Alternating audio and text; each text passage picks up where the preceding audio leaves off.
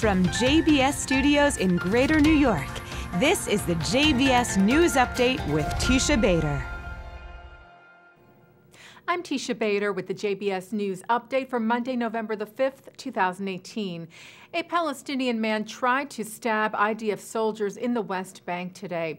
The incident took place at the Elias Junction near the West Bank city of Kiryat Arba, where the 20-year-old terrorist tried to stab Israeli civilians as well, apparently, but he was shot by Israeli troops at the scene and lightly injured before he was able to do any harm.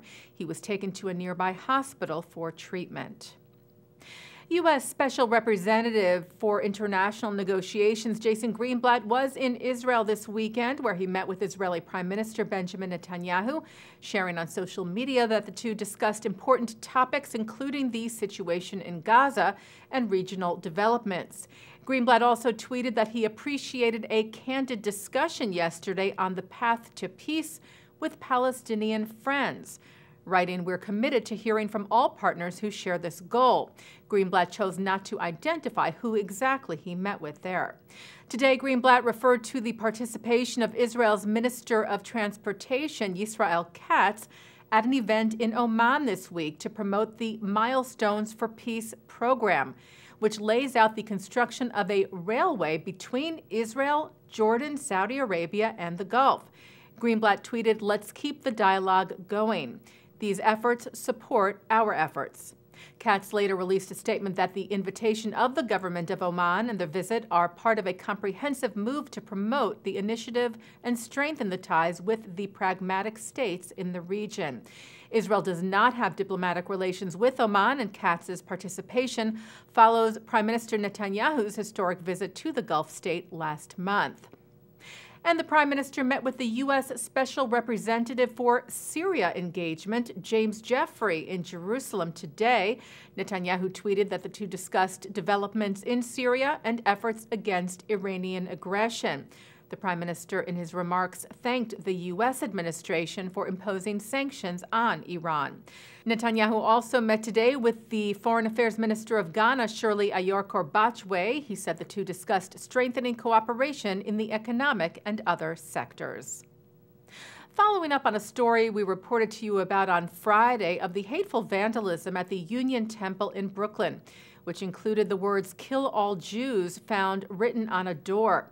An arrest was made Friday night of a man suspected in the case, also said to have set fires in front of a number of yeshivas and synagogues in Williamsburg. The Associated Press said 26-year-old James Polite was charged with criminal mischief as a hate crime and was then admitted to a hospital psychiatric ward for observation. Well, tens of thousands of Jews and people of all faiths filled up synagogues in solidarity with the Pittsburgh Jewish community after the deadly Tree of Life shooting just over a week ago. Heeding the call of the Show Up for Shabbat campaign, launched by the American Jewish Committee and in partnership with the Jewish Federations of North America. The AJC cited support from 75 countries and said hundreds of millions engaged around the globe in support of the initiative, which was endorsed by the Reform, Conservative, and Orthodox movements. Special services, memorials, and moments of silence were held in congregations in cities across the United States and beyond. In London, the city's mayor Sadiq Khan, who is Muslim, attended the West London Synagogue. In Teaneck, New Jersey, the township's mayor Mohammed Hamiduddin, who is Muslim, visited as many congregations as he could on Shabbat morning to show his support. At Central Synagogue in New York City, interfaith leaders and others placed 11 branches in a symbolic tree of life, and the congregation was asked to put their hands on the shoulder of the person in front of them, creating a root system that would sustain this tree. Well, yesterday marked 23 years since the assassination of the fifth Prime Minister of the State of Israel, Yitzhak Rabin. A memorial rally was held last night in Tel Aviv at what is now Rabin Square, where he was murdered after a peace rally on November the 4th of 1995. And our programming tonight on JBS includes a tribute to the late leader at 9:30 p.m.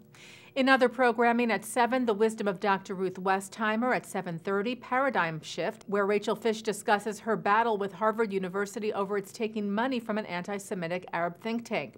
At 8, it's a special replay of JBS's debate program just ahead of the midterm elections, where Thane Rosenbaum hosts the discussion between Haley Seufer, the first executive director of the Jewish Democratic Council of America, and Dr. Bruce Abramson of the Republican Jewish Coalition. At 9 tonight on L'Chaim, remembering controversial Jewish leader Meir Kahane. At 10, author Harold Kushner speaks at the 92nd Street Y. And coming up right after this newscast tonight at 6:30, Harvard Law Professor Emeritus Alan Dershowitz goes one-on-one. And that's the JBS News Update for Monday, November the 5th, 2018. I'm Teisha Bader.